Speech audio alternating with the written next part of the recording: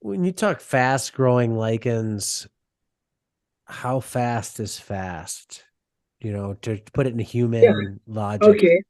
Like I had this study we did for 10 years. We looked at the kind of the dynamics of lichens on the roof of a shed. And it was pretty dynamic. There was a lot of changing, shifting, dying, growing.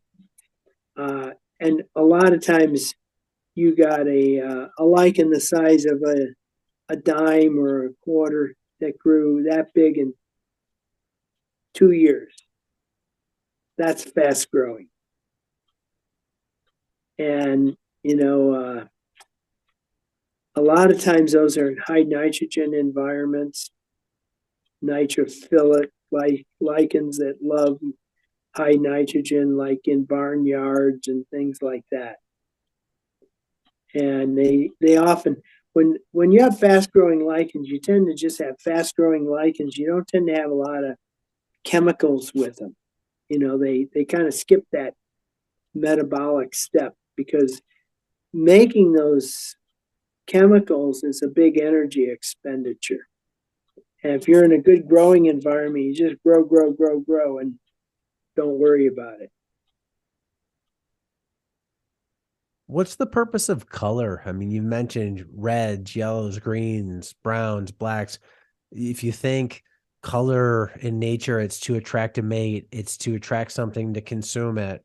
Why these different colors? Or are they just happenstance? I make a chemical I need and it shows up to us as red. I think it's happenstance plus sunscreening. You know, like I mentioned, the orange lichens that can be green in the shade but orange in the sun.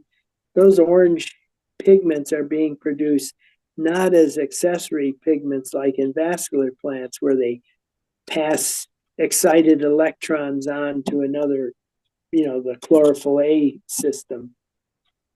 They they tend to just be more pigments that are trying to block out the sun and provide optimal but low light conditions for the growth of the algae. And they try to filter out UV light.